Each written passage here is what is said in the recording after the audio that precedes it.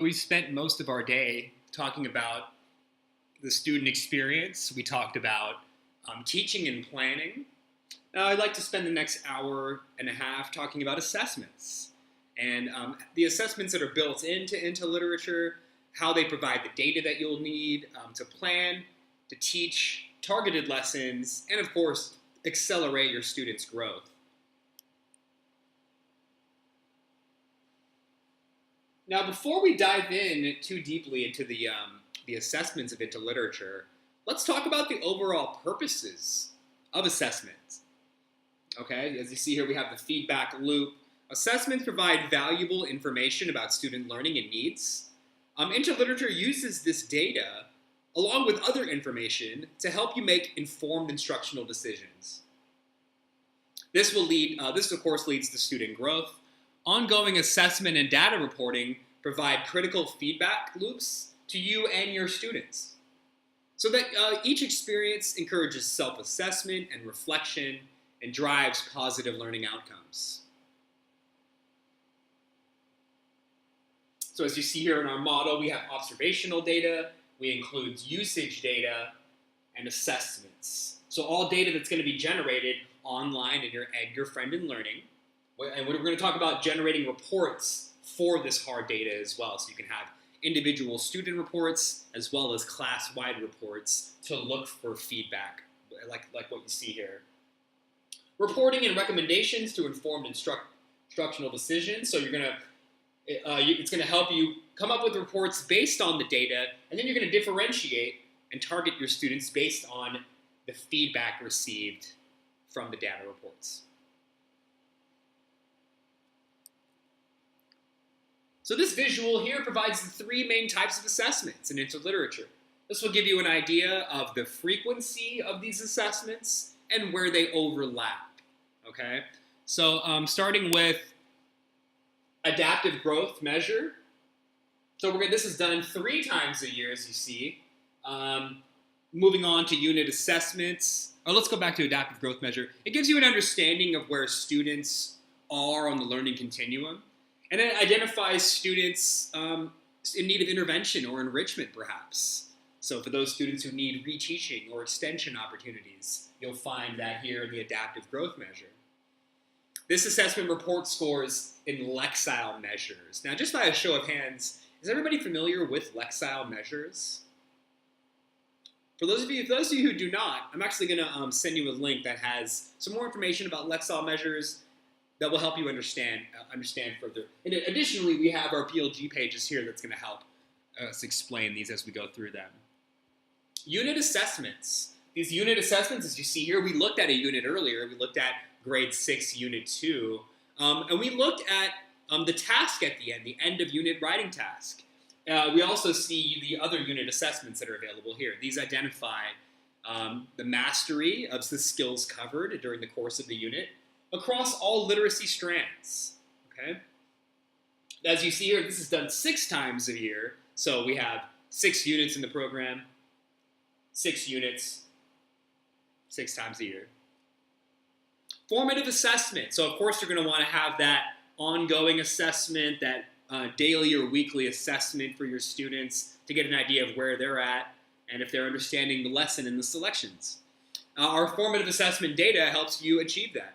So our formative assessment data is collected across a variety of student activities. So the work that they do in the program, the work they do on Your Friend in Learning, and their student editions, that will help you make informed instructional decisions based on the data that you see. Just by a show of hands, does everybody have an Your Friend in Learning account? I just want to make sure everyone has that, has a login, has a password, and their own unique account, so that way we can then pull up each of these, and I can show you how to assign assessments, I can show you how to generate reports from those assessments, and then finally, the third step being differentiating based on your data.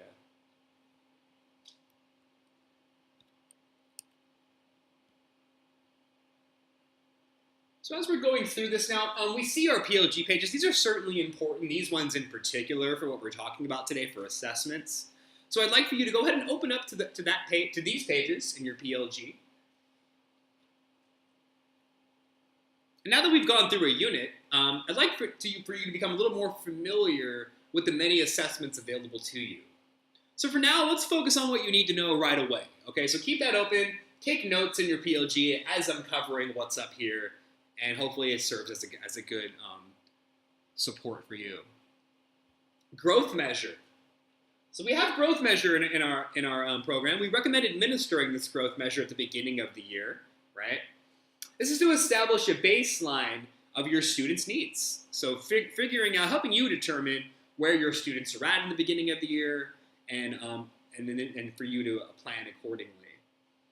Results in the growth measure are reported as Lexile scores, and we asked you earlier about your familiarity with that. It sounds like we have a high level of familiarity and engagement with Lexile scores. So you'll know which students may need additional support on selections, because our selections are weighted by Lexile. That's the measure we use to evaluate our text selections. I should point out, when I say text selections, I mean for the selections you're going to be reading whole group, in addition to the independent reading library titles that are also measured by this Lexile growth. The Lexile is also going to help you match students' reading, like as I mentioned, match students' reading ability to an appropriate leveled independent reading text. Selection tests. Each selection includes a selection test, right?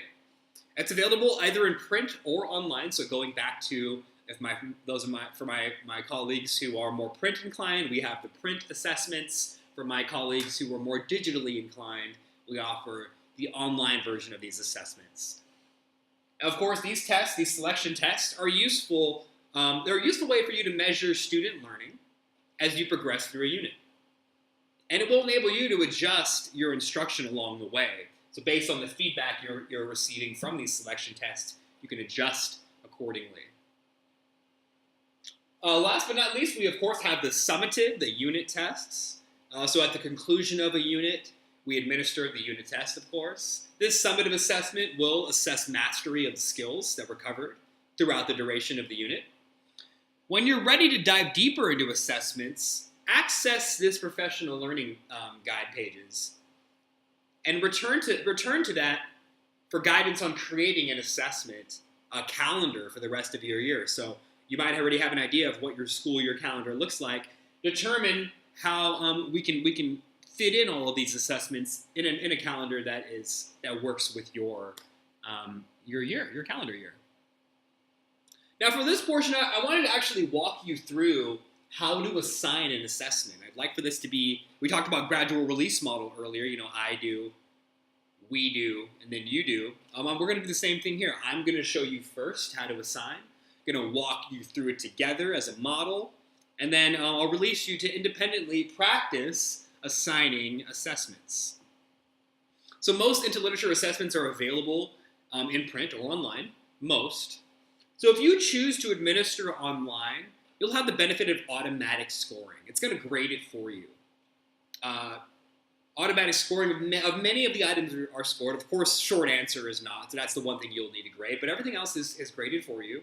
And this will help populate report data as well. So using these steps below, these steps here, I'm actually going to go ahead and cover how to create an assignment. So, you have your tabs here: discover, create, assignments, data, reports, groups. I went to assignments first. Okay. I opened up an assignment. As you see here, we have the open here. Open, assign, add to plan. I clicked assign, and it got me to the page I'm at here now. You're looking at an online assessment for, I can't quite read the title, but it's a selection test for an online assessment. I'm going to walk you through how to assign now. So you just fill in the fields. So the start date, the due date. You have some directions here that it says optional in parentheses, so that's optional for you to fill in. If there's any other additional information you feel like your students may need, that's your place to do that. What you're seeing here on the next side now, when you have classes rostered with real students and real data, you're going to see your list of students' names here. Notice how I can create the assignment and assign it by checking off this box. That is going to my entire class. But also notice how I can I can select on individual students' names with that check mark. And that way I'm sending a specific assignment maybe just to specific students who I feel like who need it.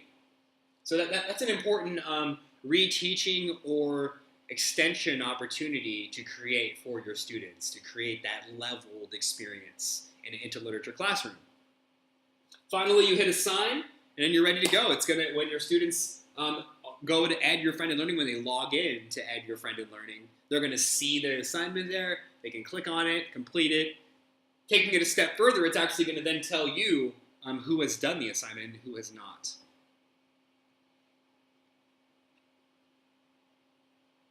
I know this is the digital option, but I do want to point out the print version as well. We offer printable assessments in the same way, but students will need to print the assessments before completing them and then turn them into you for grading. So for those of you who prefer to do it that way, just know that that option is there for you. It's available.